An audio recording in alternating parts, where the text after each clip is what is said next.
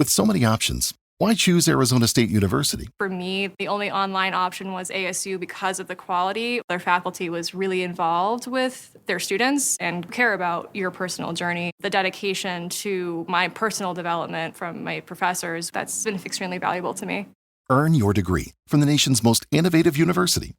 Online. That's a degree better. Explore more than 350 plus undergraduate, graduate, and certificate programs at asuonline.asu.edu.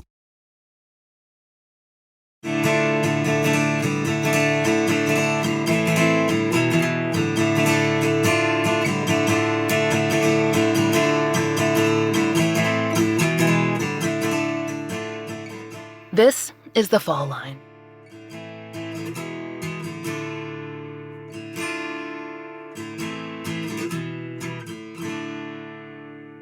This spring, I had the chance to sit down with someone who's become one of my favorite people in the true crime space. Not just as a content creator, but as a thinker, a moral compass, and as someone who's willing to ask hard questions and believe that the intersections of crime and entertainment can and should be a better place. I first met Alissa Turney a few years ago at the True Crime Podcast Festival in Chicago. Brooke couldn't make it that year. She just had a new baby, so I was representing the Fall Line on a panel covering ethics in true crime. Patrick Hines from True Crime Obsessed was moderating that panel, and Alissa Turney was the lone family member who was joining us that year. I think it was the first time that she'd ever spoken to an audience on the subject, but it would hardly be the last. She had just launched her own podcast, Voices for Justice, that very same day. Most of our listeners are probably familiar with Sarah's work, but just in case you haven't heard of her podcast or her story, Sarah's sister, Alissa Turney, was just 17 years old when she disappeared. Alissa was finishing out her junior year in Paradise Valley, Arizona in May 2001. She lived there with her sister, Sarah, and her stepfather and Sarah's father, Michael Turney. Alissa's last day of school, May 17th, was also the last day that she was seen. Michael Turney gave authorities a variety of stories concerning Alissa's disappearance. She was treated as a runaway, and her case was not viewed as a missing persons investigation for years to come. This is thoroughly explored in Sarah's podcast, Voices for Justice, which we urge you to listen to. Sarah became convinced of her father's alleged involvement in Alissa's disappearance and Alissa's probable death. And Sarah struggled to gain attention, any attention, that she could for her sister's case, for years. That sometimes led to her dealing with abusive media, or slam doors, or the knowledge her story would be used in whatever way that outlets saw fit. Eventually, Sarah decided to do things her own way.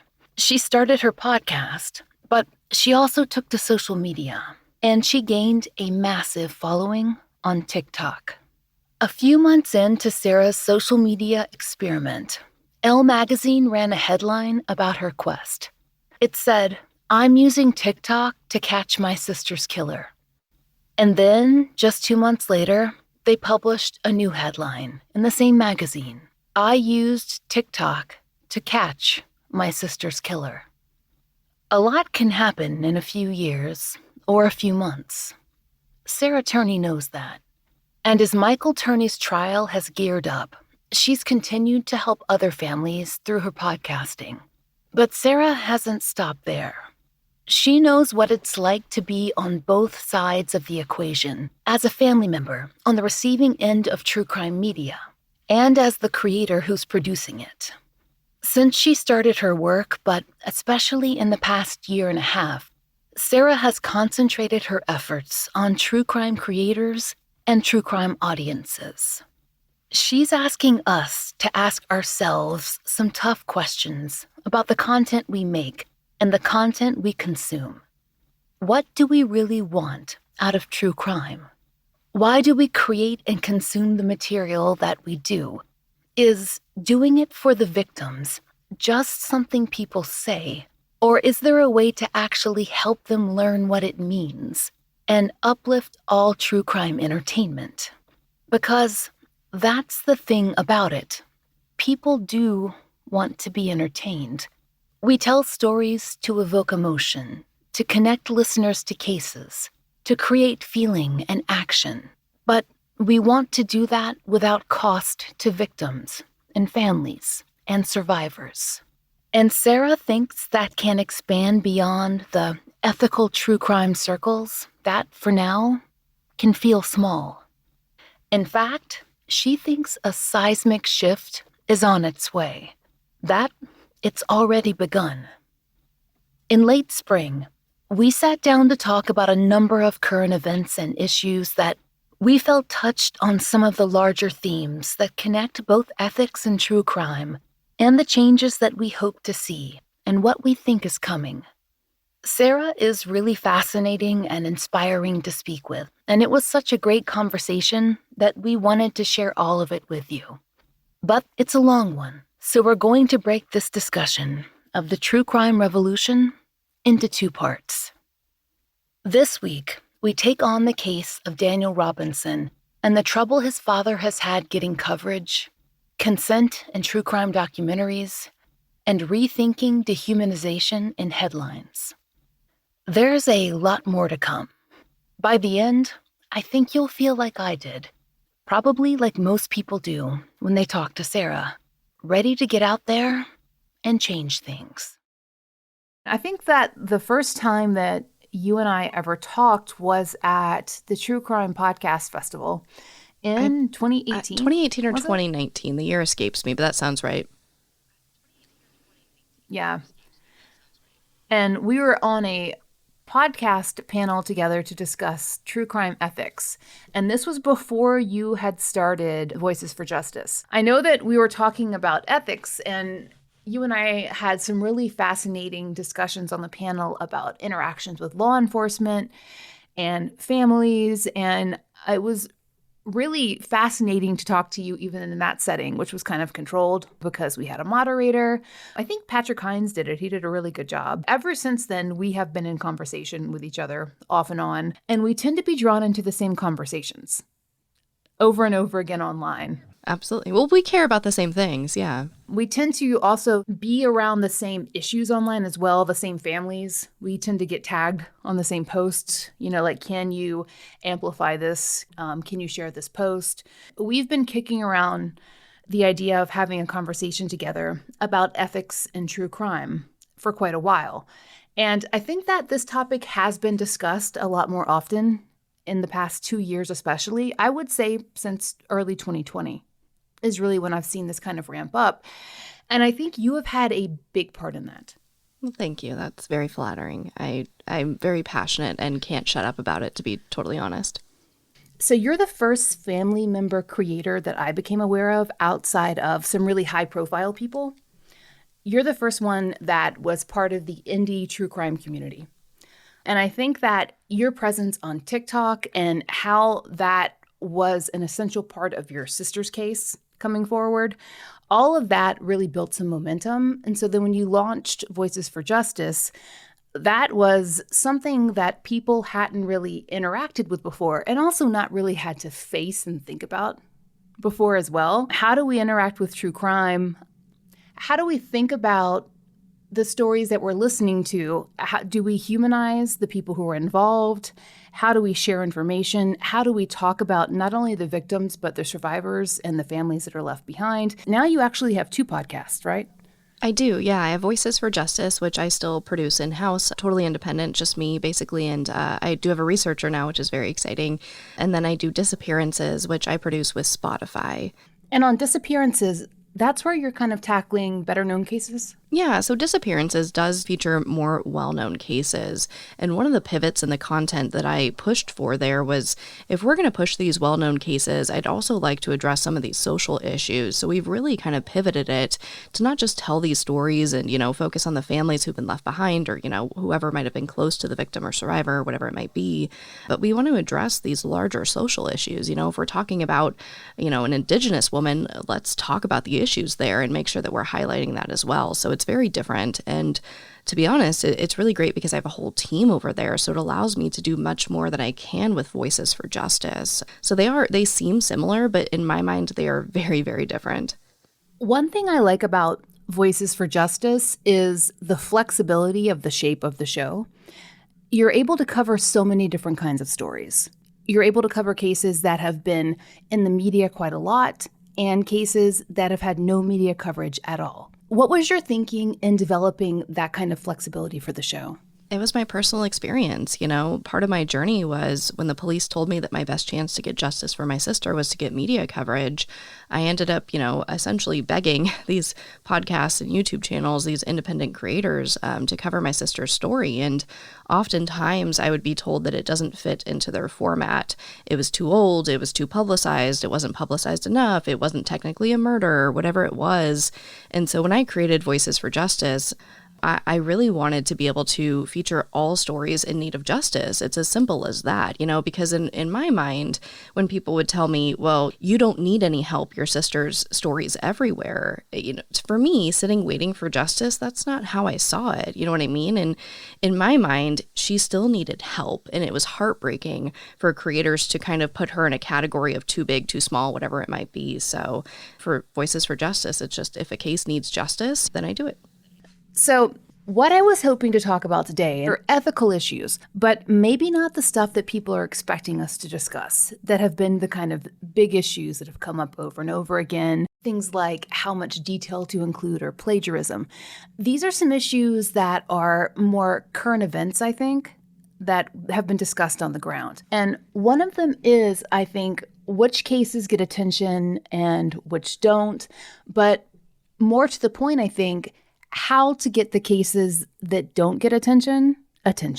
And in particular, there's one case that you and I have both been focusing on a lot in social media. And this is the case of Daniel Robinson and the struggle his dad has had to get coverage, even though his story has what true crime creators look for.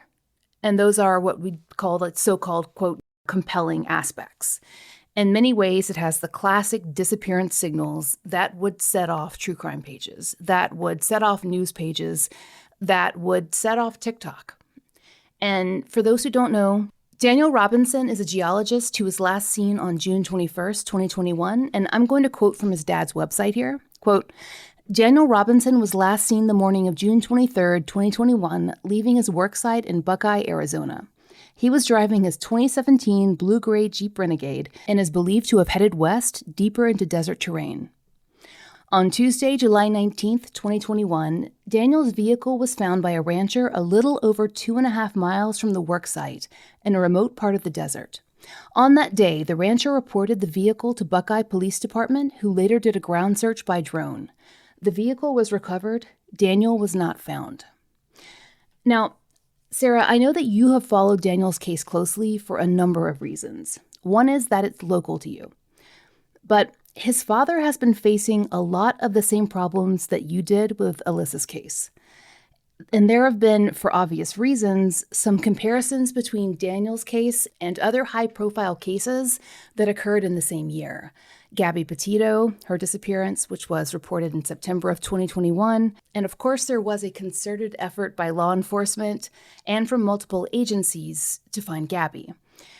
Daniel's father himself couldn't help but compare those two situations because he's been having trouble getting that same kind of support. And to be clear, he was supportive of the search for Gabby. He pointed out to Rolling Stone that that was a proper utilization of resources. And David Robinson, who's Daniel's father, he's been doing his own searches with volunteers. And this is something he has entirely organized himself. He's actually recovered multiple human remains during his searches, and he's actually closed cases for other families. And I also want to add here that he's a disabled Army veteran with PTSD. And he's been organizing all of this through crowdfunding and with the help of volunteers. He's been running social media campaigns, but the media coverage, the awareness in the true crime community is nothing like I've seen for comparatively high-profile cases. And I've looked at shows that have covered Daniel's disappearance. A quick search on Apple Podcasts, obviously that's not going to be exhaustive, but it's a pretty good comparison, gave me 25 or so, give or take. And for Gabby, I stopped counting at 200. YouTube was similar when I looked there. And on TikTok, the Daniel Robinson hashtag had about 12.5 million views. And that sounds amazing. until you compare it to Gabby Petito, which was 12.9 billion views. And I think that it's important to stress here is that I'm not saying that the Gabby Petito case shouldn't get coverage, right? I absolutely think it should have and should continue to get coverage. But I guess what I'm interested in discussing here is why Daniel, a Black, disabled, highly trained scholar who disappeared in the desert while at work, that very classic kind of setup that usually attracts the true crime community, in a situation I think that we can argue, with all things being equal, if we were to insert a different person into the equation, would have absolutely been poured over by people who follow true crime and social media. I think we'd know everything about his life by now. Sarah, I think that you can both perhaps talk about the disparate coverage in this case, and also perhaps about how to best use social media and what you've learned about how families can harness it to use it to attract attention. Yeah, I mean, obviously there are a lot of different reasons that cases don't get covered, in my opinion. I don't think that we can shy away from the fact that Daniel is Black and minority groups get less coverage. In addition to that, he's also a male, and males in this industry also get less coverage. So it's really astounding to me to see so few people pick up this story because, like you said, it really does have those elements that people look for in more sensational true crime coverage. You'd think that people would jump on it because it would get downloads, because it is, for lack of a better word, it's a crazy case. And his father has, made all these amazing discoveries. But, I was actually recently just at a vigil for Daniel Robinson. I believe it was about 2 weeks ago now, and there was almost no one there. You know what I mean? There was a decent group of maybe 25, 30 people. I would have been happy if it was a vigil for my sister. But what really surprised me was that there was really no media there. I saw one news van that left halfway through the vigil. You know what I mean? So there's another aspect there in that, I've experienced that the Arizona community in terms of local news coverage isn't supportive. They won't do cases unless they're super new or fresh or there's something really exciting happening. They won't go to things like vigils, at least in my experience. Brandy Myers, Alicia Navarro, Daniel Robinson, every single one has been a struggle for local media coverage. And without that local media coverage, it also makes it harder for people like me that depends on that to create episodes. You know what I mean? So I think that there's a lot of factors there, and perhaps why he's not getting more coverage. Now, in terms of the social media aspect, I think that David Robinson is doing everything he can, and he's doing it right. He's holding these, it looks like almost daily now, live Q&As. He's now, working with more independent creators. I just saw that he is supposed to appear on the Mile Higher podcast with Kendall Ray, which will be huge exposure. That's a platform that really launched me and my sister's case. In terms of utilizing social media, it's like you said, there's no perfect formula, unfortunately. Just to go back for a second at the vigil, when there was no local media coverage, what I did see were 2 independent YouTube creators, one of which drove 4 hours to be at this vigil. So it's changing. I think that even when I approached getting media coverage for my sister, you think I need to go to ABC 2020, I need to go to Dateline, I need to go to all these big venues, but then you get turned down, and it's not natural to kind of go to these independent creators because it's more of a wild card. There's no assurance there. You're typically just talking to one person and hoping for the best.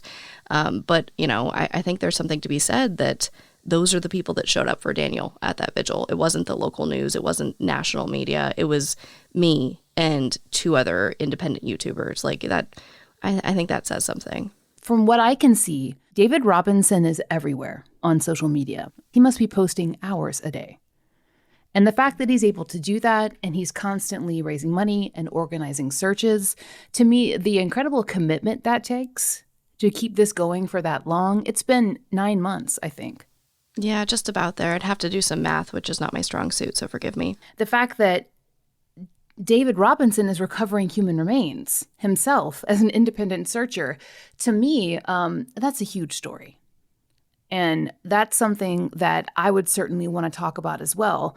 This is a man searching for his son who is also closing cases for other families as well. And it's just incredibly striking to me that more media outlets aren't interested in it. And it ends up being you and independent YouTube creators who are going to be, covering this. And I'm really pleased to hear that Kendall Ray is going to have him on Mile Higher. And I'm hoping that I've been sending his story to some other podcast creators as well, who I'm hoping can have him on. Just the more people, the better, Yeah, I mean, he's out there begging the world for help. I mean, from the very beginning, he was begging for resources. One of the things I talk about in this case in particular is the utilization of resources. And what astounded me is that Daniel got lost in the desert and there was no helicopter deployed, which... Let me give you some context here. Living in Arizona for my entire life, born and raised, I have seen more cases than I can count of hikers going lost in the desert, just normal people going lost in the desert. And they always deploy huge teams. They always deploy at least a helicopter. Like that's it. There's always an aerial search. And so when I saw that he was fighting for a helicopter, that made no sense to me. He's not just a lost hiker. He is somebody who is lost in general. He is a lost person in the desert, and they deployed almost no resources for him. I think that they had that search team and that drone, but that's not the norm here in Arizona. I've never seen somebody get lost in the desert and they don't immediately deploy air support. He had to, I believe, I don't have my notes in front of me, but I believe that he had to use his military resources and have the Air Force do the first aerial search for Daniel. And that just blew my mind. And I don't have answers for why that happened because it makes no sense to me. And that really set the tone for the case, based on what I've read, is that he's had to draw on his own resources and crowdsource resources to do the work that I think that it's fair to say we would usually expect law enforcement to do. Yeah. Well, and I think another facet of the case too is I think, mental health plays an issue. There are some things that Daniel did before he went missing that puts his mental health in question. And I think that immediately makes people think, okay, well, something happened and he got lost. And then they're not interested in the story anymore, as if he's not worth looking for. And that's just so frustrating to me because that's a sign that someone's in crisis, which means you should absolutely be looking for them. Yeah. Is it that they're wanting a mystery? Someone is lost who needs to be found is the beginning and end of that. Bottom line, there should be no qualifiers for lost people to be searched for.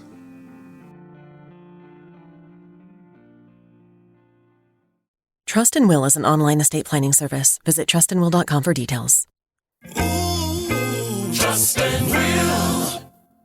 My dad and I were always close, but some things we just didn't talk about. Like his will. After he was gone, we found out he didn't have one, and it created a lot of stress during a time of grief.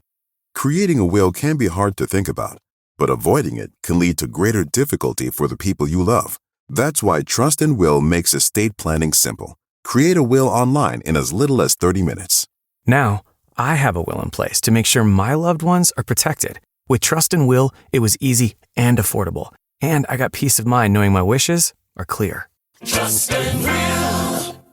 Get 20% off when you visit trustandwill.com/future. That's trustandwill.com/future to get 20% off. trustandwill.com/FUTURE.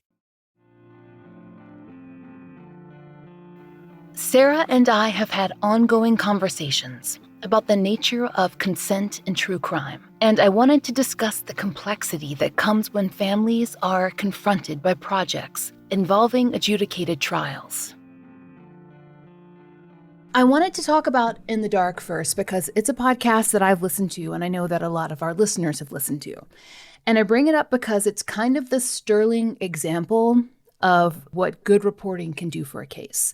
And this is the case of Curtis Flowers, who many people believe was wrongfully convicted. In Flowers' case, the consensus from almost everyone across the board was that it was a miscarriage of justice and that it needed to be covered and brought into the light. But to my knowledge, at least, the victims' families still felt that he was guilty. I mean, they'd been told by the prosecutor that he was guilty for, over a decade. And they still believed he committed the crime and were unhappy with the coverage. And I think that we both know that in limited situations, that's going to happen no matter what, even if someone is truly innocent, and that's never going to be easy. And I bring that up not to discuss specifically wrongful convictions, but to talk more about media that has kind of sprung from that. So they may be podcasts that are about a case where someone isn't even necessarily seeking a new trial, right? But they may be a podcast about that and saying, is this person really guilty? You know, like a podcaster may be asking questions. They may not even have access to the convicted or to the family. It may be about a case that's been adjudicated and a person is seeking resentencing, right? Or they're seeking to have a new trial based on new evidence. They may not be claiming to be innocent, but they may be offering some extenuating circumstances. And one thing I wanted to bring up here was a TikTok video that you brought to my attention. And we are not going to bring up the name of the documentary because that is the request of the victim's family. So I would love for our audience also not to Google it. I know that we probably can't, make anybody do that. But this is the murder of a young woman named Brooke, and she was murdered by someone who knew her. And the person was convicted and never said that they didn't kill her, to my understanding. But after their conviction, they claimed that there were some extenuating circumstances based on a condition that should affect their conviction in some way, right? Right. And there was then a documentary made about the case that Brooke's family did not wish to participate in, but it was made anyway. And there were some friends of Brooke's that participated in the documentary, but it was certainly told more from the perspective, I think you could argue, of the convicted. And I think that is going to necessarily kind of be the case if only one party participates. But Brooke's family was obviously not happy with this because there are family photos that are used. There's details of Brooke's personal life that were used. It was really upsetting for her family to find out that this was coming out. This is a new theory by the defense that's being presented. And arguably, it's the theory that is considered fascinating and thus has kind of inspired the documentary. And I think that if the theory had been boring, there would be no documentary. So it's not the fact that the killer wants to argue extenuating circumstances. It's that the killer wants to argue interesting, extenuating circumstances. And that's the reason that a documentary was made. And the reason that any of us know about this in the first place is that Brooke's sister made a TikTok about how incredibly painful it was for this to come out. And not only rip open that wound, but expose their entire family to millions of people, and to have this documentary come out without their participation. And I just wanted to kind of hear your thoughts on that, because you can speak to this a little bit differently than a lot of other people can. And especially because one thing that I realized when I was watching the video was that I know very little about consent in that kind of media. Yeah, well, and of course, I have to say that I've since become friends with, Brooke's sister. I saw her video, I helped her share it. We've had some meetings behind the scenes to talk about what she could do to get this documentary stopped. And essentially, there was nothing she could do, unfortunately. We spoke with a lawyer, and the documentary, the creators, the streaming service, they didn't seem to care either. It really comes down to intentions. Is it just for sensational purposes? Because that's how I see it.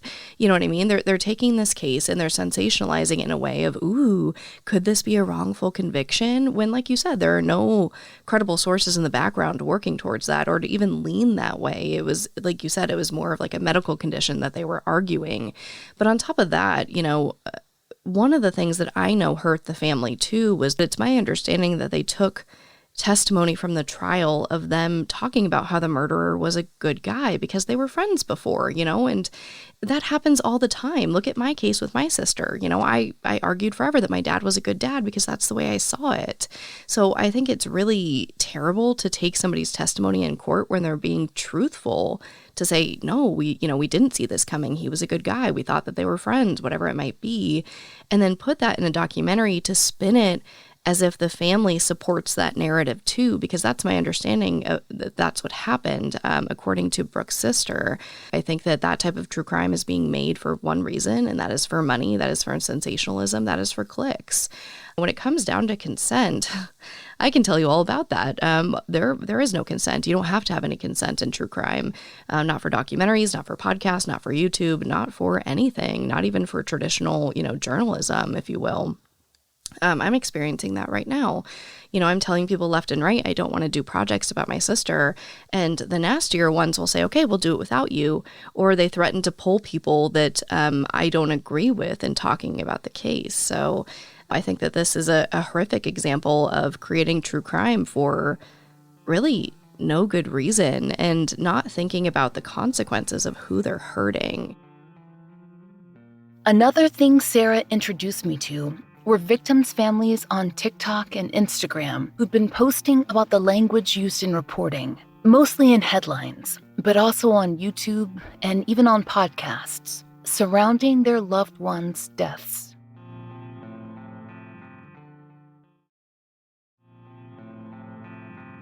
I think that our audiences for your show and our show are already really aware of thinking about how families behind cases are present and there, and that people are survivors and victims. But a lot of the true crime industry is driven by search optimization and clicks, and that relates to headlines, video titles, what people will watch, what they won't. And you posted about these headlines that are shocking to read. And that was really impactful for me to watch. And it focused on the objectifying and othering nature of reading something like, headless body found in river or torso in suitcase. While some of that is impossible to avoid, a lot of it isn't. And the comments on the post were things like, my mother was headless body in suitcase.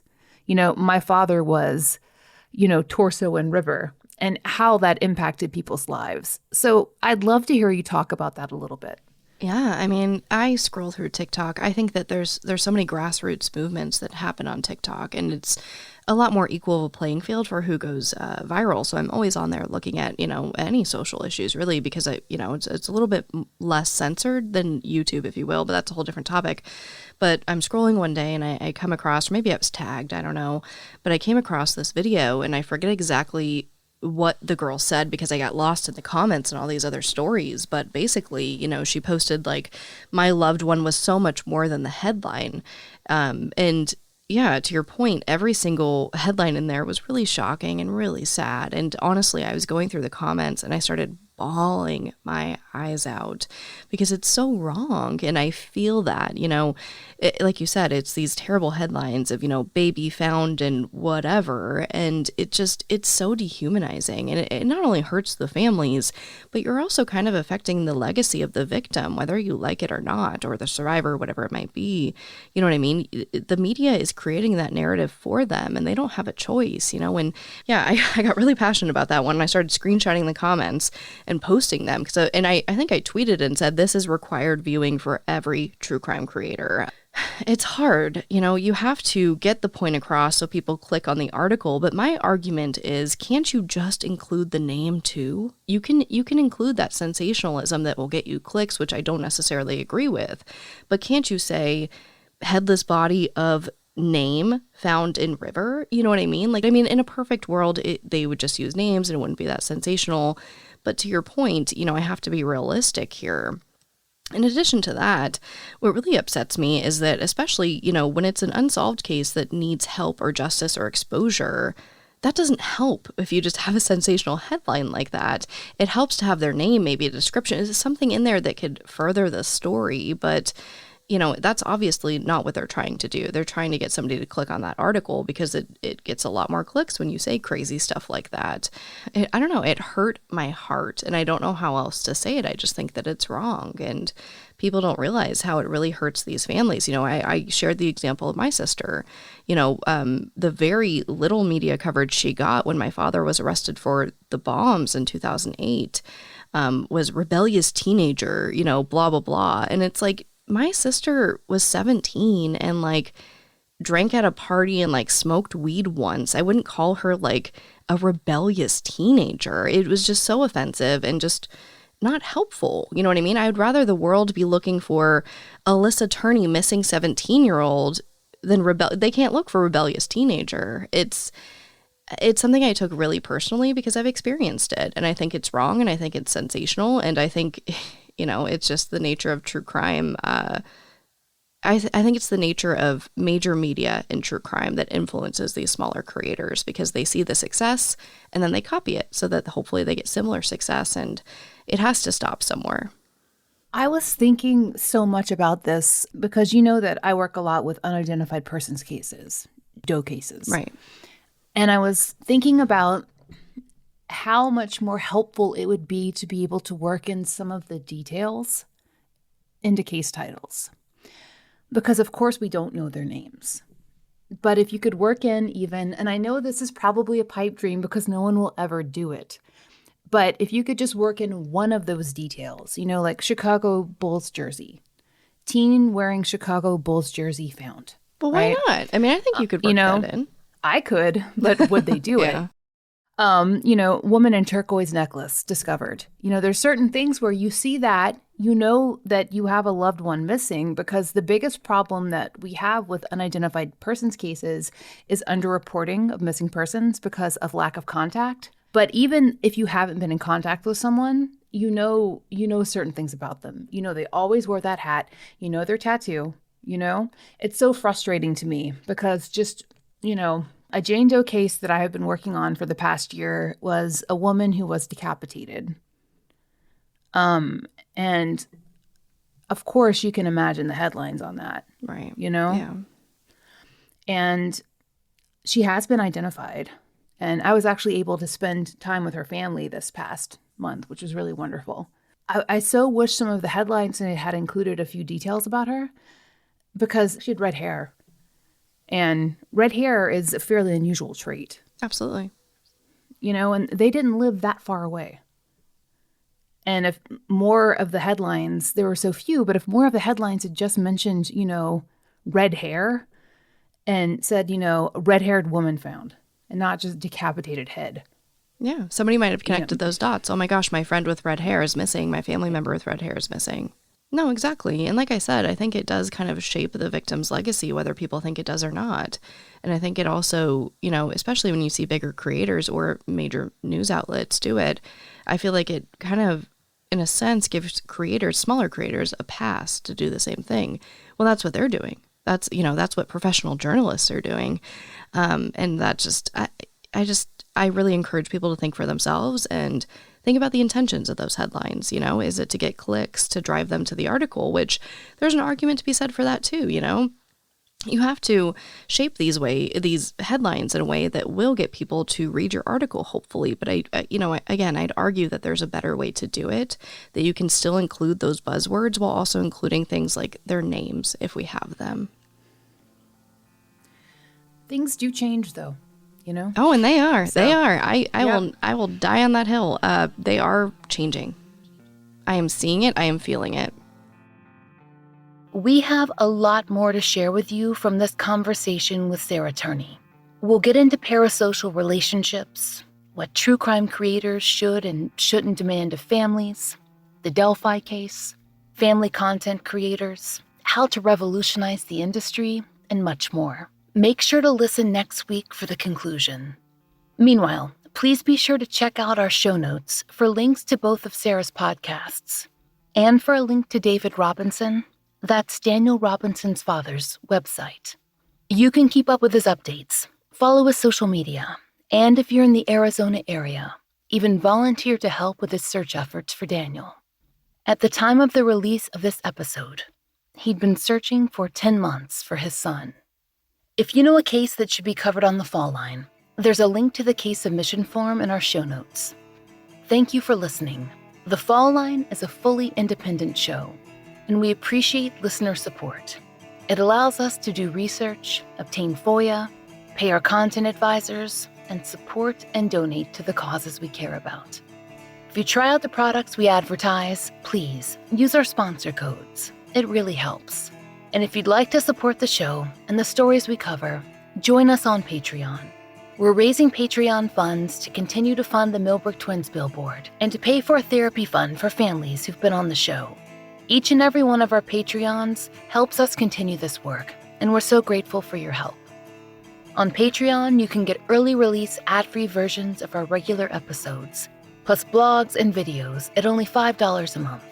We've also added video live streams, which all patrons can enjoy for just $1. The Fall Line is written, hosted, and researched by Laura Norton, with additional research by Brian Waters, Kim Fritz, Kiana Burgess, and Michaela Morrill. Interviews by Brooke Hargrove. Produced, engineered, and scored by Maura Curry. Line editing by Bill Bertschinger. Content advisement by Brandy C. Williams, Liv Fallon, and Vic Kennedy. And as always, our most special thanks to Angie Dodd. Currently, our monthly donation is going to private investigations for the missing. Please join us in supporting this nonprofit. They need funds to help families access the services of PIs.